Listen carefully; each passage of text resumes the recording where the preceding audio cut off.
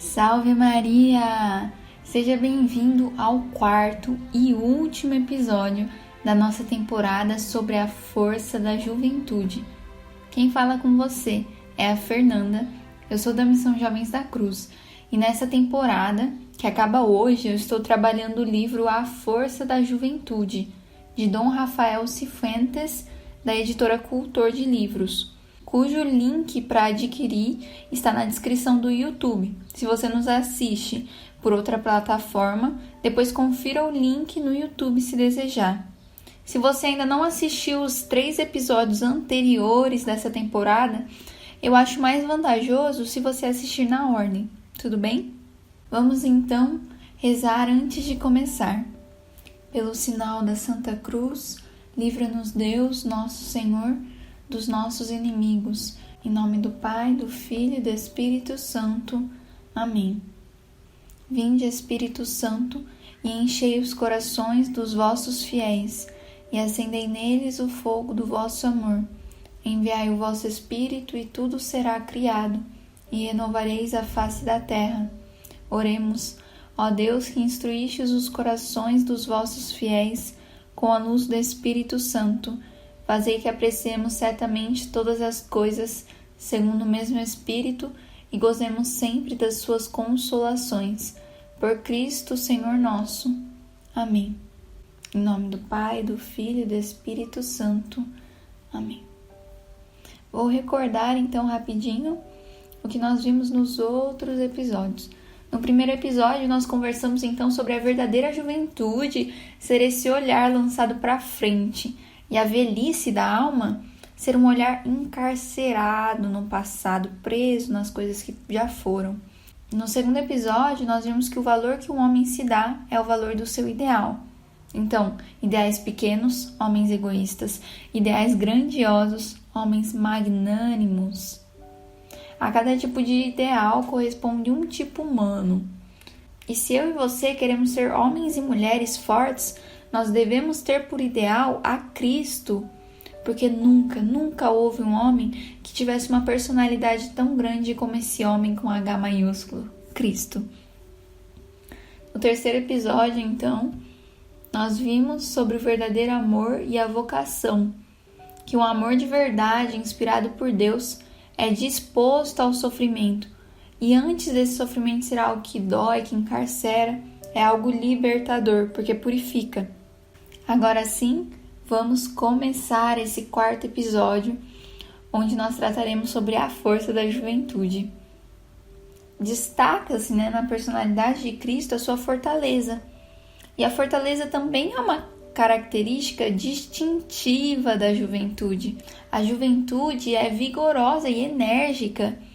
E aqui algum jovem inerte poderia dizer que não é, que a juventude não é vigorosa e enérgica. Aí eu lembro para ele que ele é jovem de idade, mas ele é velho de alma. Para ficar mais claro, a juventude de alma é vigorosa e enérgica.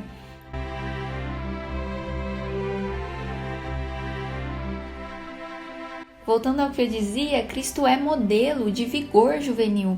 Muitas pessoas insistem tanto na bondade e mansidão de Deus e se esquecem de falar da fortaleza, firmeza e varonilidade de Deus. Não é raro que se apresente a figura de Cristo tão delicada e adocicada que nem se pareça um homem. Cristo é um caráter plenamente heróico, o heroísmo feito homem. Temos que enxergar a Cristo de forma integral, sem recortes ou reducionismos baratos, que é o que se tem feito por aí. Jesus é aquele que acaricia suavemente a cabeça das crianças, mas é o que ao mesmo tempo, com a mesma mão, empunha o chicote para expulsar os vendilhões do templo, porque o devora o zelo pela casa de Deus. O mestre que diz serenamente: aprendei de mim, que sou manso e humilde de coração. É o mesmo que desmascara os hipócritas, chamando-lhes abertamente de raça de víboras e sepulcros caiados. Isso nos lembra a imagem do Pantocrator, que é a capa desse podcast. Um olho reflete a sua misericórdia com a mão que abençoa, e do outro lado vemos o olhar da justiça, com a divina lei em suas mãos. Isso não significa que Cristo sofre de bipolaridade. E se a gente pensar isso, é porque nós estamos acostumados demais com essas ideias que reduzem a pessoa de Cristo, que mascaram um pedaço da pessoa de Cristo e só mostram outro. Jesus é um homem forte que passou noites inteiras em oração, que se alimenta com um punhado de trigo à beira de qualquer caminho, que dorme entre as cordas duras da barca de Pedro, que responde com firmeza um Herodes ou Pilatos, e que também morre com uma serena fortaleza, perdoando seus carrascos enquanto murmura: tudo está consumado. E é interessante quando nessa situação em que Cristo é manso, ele morre dessa forma, Dom Rafael vê nisso uma serena fortaleza. Mesmo nessa situação, ele não estava sendo bipolar, porque estava sendo manso, mas ele estava tendo uma serena fortaleza. Eu já disse em outro episódio que quando nós temos diante de nós uma personalidade marcante, eleva-se do mais profundo do nosso peito um grande desejo de imitar, uma motivação que nos impele a identificar-nos com essa pessoa. Isso tem acontecido em todas as épocas. Em torno das figuras de destaque sempre se formam movimentos ou escolas, que eram em última análise como que a cristalização, a fixação, a eternização de uma autêntica e verdadeira vontade de identificação. Se procedemos ao exemplo de Cristo, temos o maior e digno ideal humano, capaz de dinamizar as molas enferrujadas da nossa vontade e os anseios mais profundos de perfeição e plenitude. A fortaleza que nós falamos se identifica com personalidade. Toda autêntica personalidade deve ter, presta atenção, cabeça de gelo, coração de fogo e braços de ferro. Isso é fortaleza no seu ser de forma integral, cabeça de gelo, coração de fogo e braços de ferro. Eu vou falar de cada um deles separadamente agora.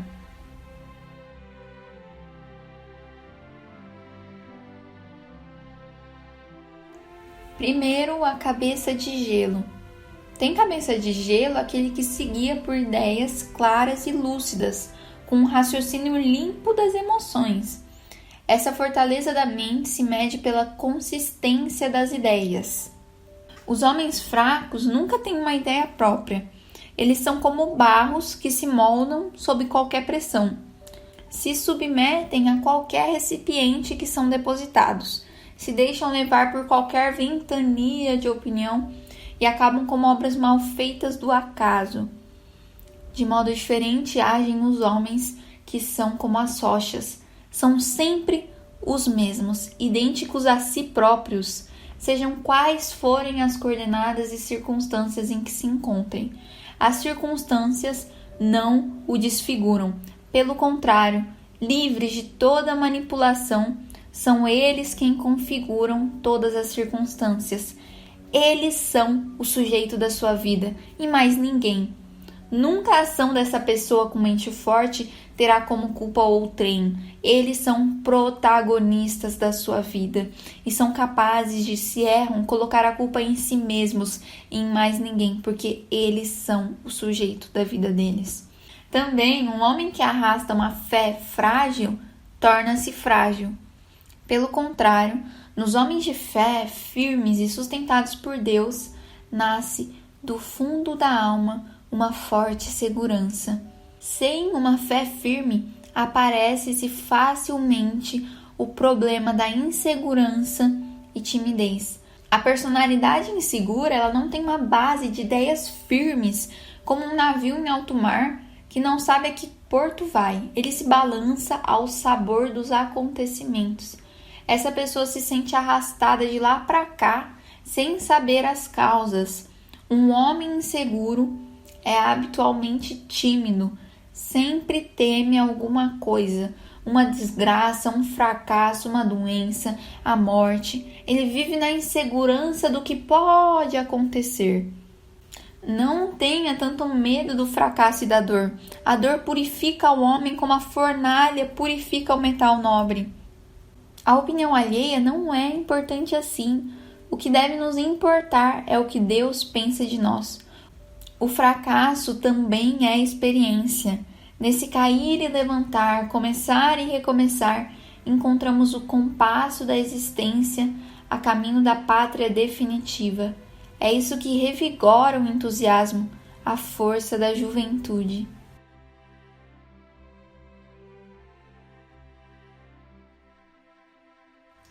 Em segundo lugar, vamos trabalhar o coração de fogo. Tem coração de fogo aquele que tem sentimentos e amores ardentes, que impregna o frio raciocínio de calor humano e assim é capaz de fazer a pessoa humana despertar desse sono de morte e olhar de verdade nos olhos de alguém. Pense que a cabeça é o volante e o coração o acelerador. Os dois se exigem. O primeiro orienta, o segundo impulsiona. O coração de fogo impulsiona e a cabeça de gelo orienta. Quando os papéis se invertem, desastres são provocados. É horrível ver famílias e pessoas orientadas pelo atrativo e mais gostoso. Isso destrói e desfigura. Assim, se cai em sentimentalismos baratos. Existe um sério problema nos dias de hoje, a fraqueza sentimental. Em vez de amar os outros com amor forte, as pessoas amam a si com amor de autocompaixão e se tornam extremamente vulneráveis. Isso gera aquela sensação de não se preocupam comigo, não me compreendem, não satisfazem as minhas carências, estou me sentindo sufocado, sem liberdade. E aí, nós temos uma criatura que poderia ser feliz se esquecesse de si própria e se pensasse nas suas nobres responsabilidades, perdida no emaranhado de seus sentimentos imaturos. É preciso elevar o coração além deste mundo biológico e racional. É necessário dar ao coração um amor grande, maior que o nosso egoísmo, até que amemos a Deus com todo o nosso coração, com toda a alma, com todas as forças, e ao próximo como a nós mesmos. Um amor forte, uma verdadeira paixão vital, nos tornará fortes também.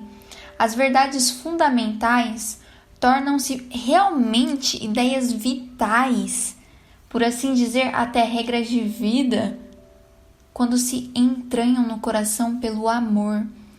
Aquele que quer se tornar um cristão autêntico, mas não medita a vida de Cristo, não a interioriza, nunca se tornará um outro Cristo. A lógica convence, a cabeça convence, mas não arrasta. O coração arrasta.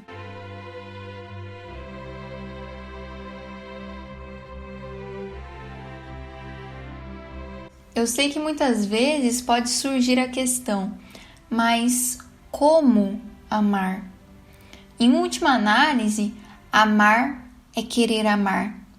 E o querer brota da vontade. A vontade é o centro da personalidade. Um jovem que queira ter a cabeça de gelo e os braços de ferro deve ter primeiro uma vontade de aço. Um querer amar forte e maduro vai criando, pouco a pouco, as condições para poder amar. Se não se pode em um dia, quem sabe em um ano ou mais, é necessário querer com toda a alma, um querer apaixonado. Certa vez, São Tomás de Aquino foi abordado por uma das suas irmãs, que lhe perguntou o que era necessário para se tornar santa. São Tomás lhe responde com apenas uma palavra: querer. A irmã não ficou contente com a resposta e tornou a perguntar o que era necessário para se tornar santa. E o santo, muito sério, volta a responder a mesma coisa: querer. Ele sabia o que dizia. Deus deseja que sejamos santos e para isso concede as graças necessárias. É preciso corresponder, mas não com qualquer querer, mas sim com um querer fortíssimo. É muito comum nós ouvirmos das nossas mães: querer não é poder. Mas nesse caso, querer é poder, como bem nos instrui São Tomás de Aquino.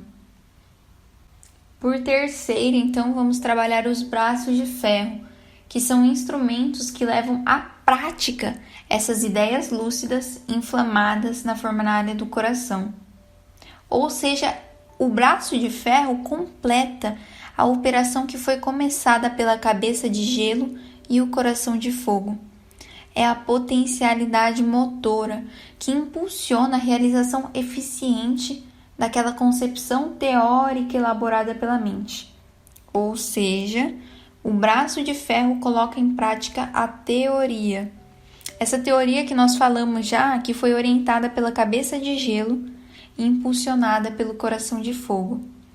Os braços representam a ação. O pensar e o querer se aperfeiçoam na prática.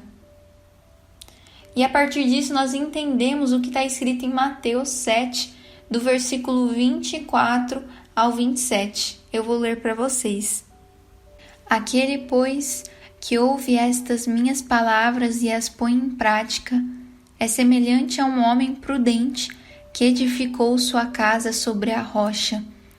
Caiu a chuva, vieram as enchentes, sopraram os ventos e investiram contra aquela casa. Ela, porém, não caiu, porque estava edificada na rocha.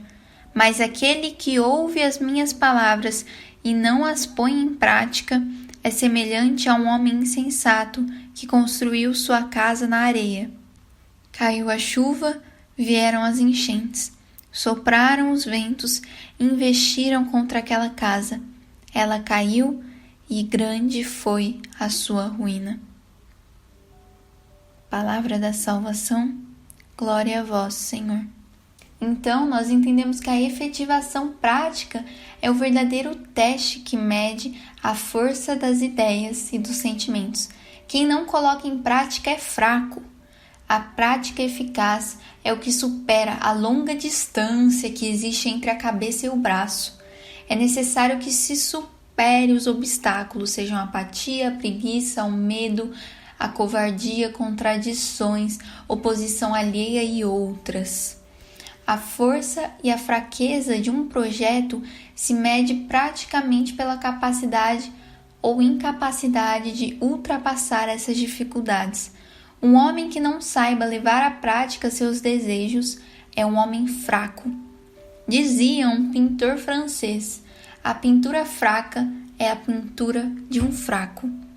Nesse raciocínio, um trabalho fraco é um trabalho de um fraco. Um estudo fraco é o estudo de um fraco. Esse diagnóstico pode parecer duro, mas é o que nos diz a Sagrada Escritura. Pelos frutos os conhecereis. E a ausência de frutos é um fruto, só que podre. Quer observar o valor ou a fortaleza da sua personalidade? Observe as suas obras e não as palavras. Não veja os seus projetos, mas as suas concretizações. Não veja a sua emoção, mas a sua doação.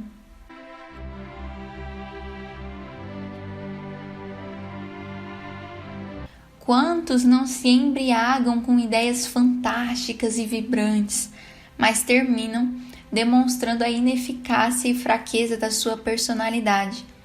O que é um pescador que nunca pescou um peixe? O que é um militar que foge ao ouvir o zunir de uma bala? O que é um cristão que foge das dificuldades? Que distância pode existir entre a cabeça, o coração e os braços? A fraqueza como que dilui os projetos e os sentimentos que pareciam ser fortes. Quantos católicos não se animam depois de um retiro ou formação e pouco tempo depois já estão vacilantes, indecisos, desanimados? A personalidade forte é sempre eficiente, prática, não vive de sonhos intelectuais, nem de fogos de artifício ou sentimentalismo. O homem de personalidade forte sabe levar ao campo da realização prática, da realidade seus desejos, disposto a agir aqui e agora. Nada deforma tanto a consciência quanto projetar grandes ideais e não os cumprir por fraqueza, falta de braços de ferro. Muitos dizem, mas quando eu fiz esse propósito, quando eu planejei, eu não pensei que as situações fossem assim, não pensei que haveria contrariedades. O que a gente se esquece é de sair da órbita do nosso próprio umbigo e perceber que as contrariedades são um patrimônio comum, algo habitual na vida de todos e não só na nossa. E é nela, na contrariedade, que se encontra a prova da nossa fortaleza. O que via de regra para os fracos é uma barragem inquebrável, para os fortes é um desafio, um estímulo. As dores, incompreensões, invejas, injustiças desanimam-nos quando somos fracos e tornam-nos ainda mais ardorosos quando somos fortes.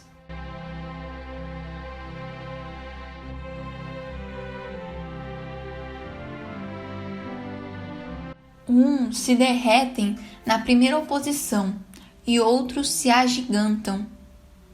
As dificuldades que normalmente nós colocamos como um empecilho, normalmente são só uma máscara que esconde a nossa fraqueza.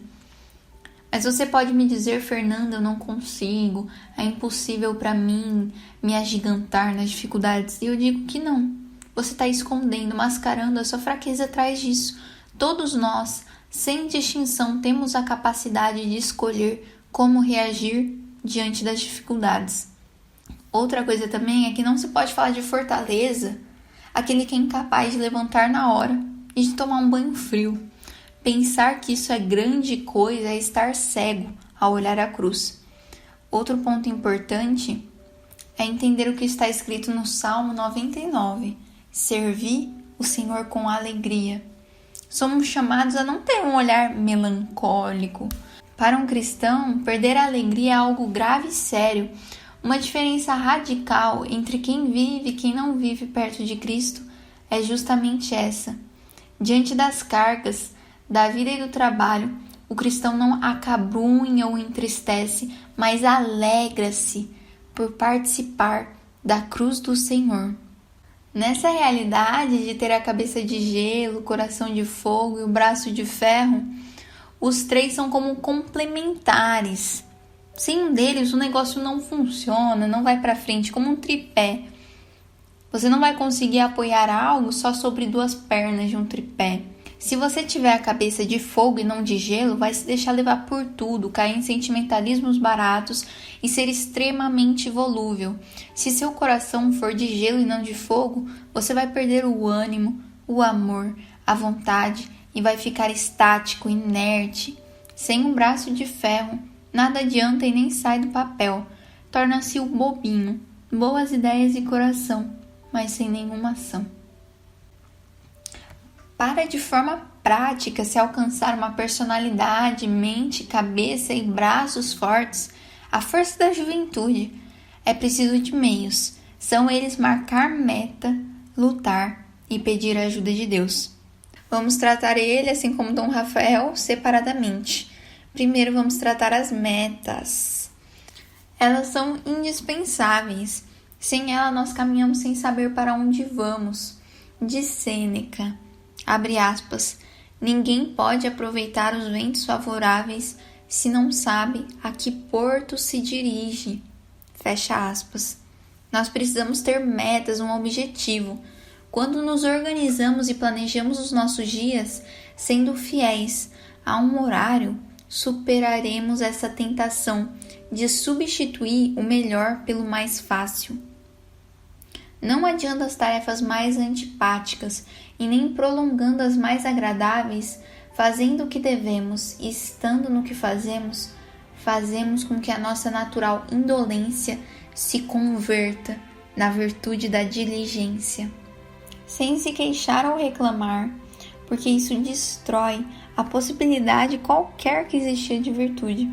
Quando aceitamos as contrariedades diárias, vamos enrijecendo gradualmente a nossa vontade, para podermos enfrentar os problemas maiores que poderão vir.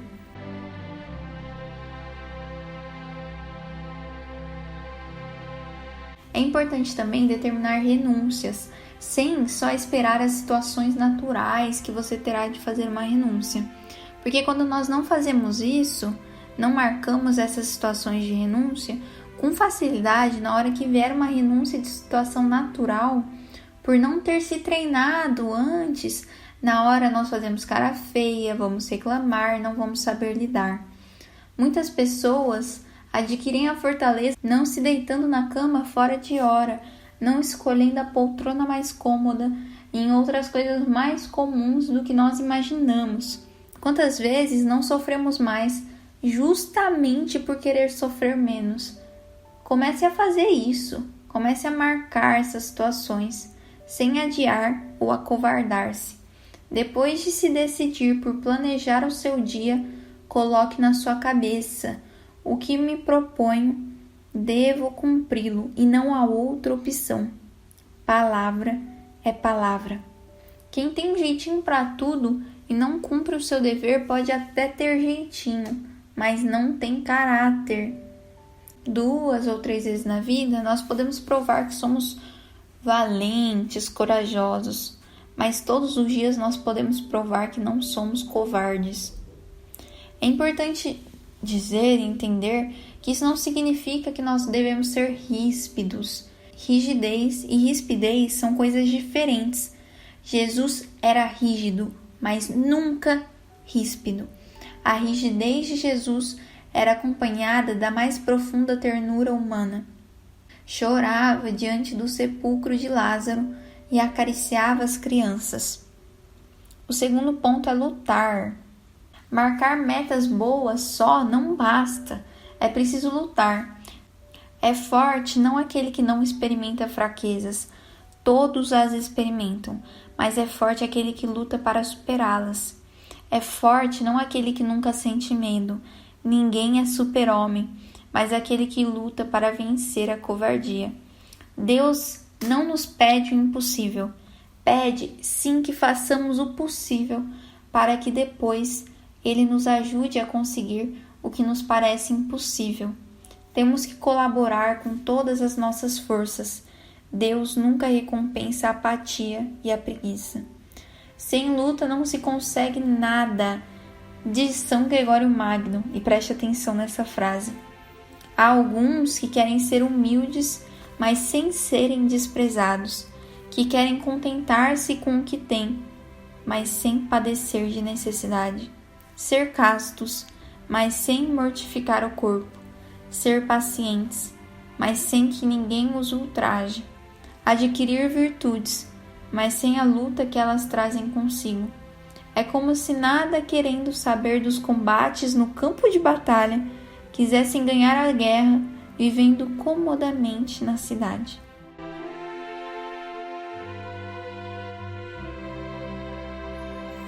Para conseguir fortaleza é necessário combater o bom combate. O cristão nasceu para a luta. Precisamos de garra, eficácia. Toda virtude é um hábito. E o hábito se consegue através da repetição de atos feitos no mesmo sentido e direção.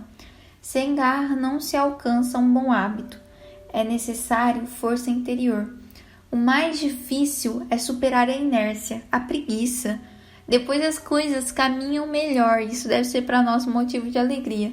A primeira lei de Newton diz algo que eu gosto muito de dizer, né? Que é que um corpo em movimento tende a estar em movimento. E um corpo inerte, parado, tende a estar assim.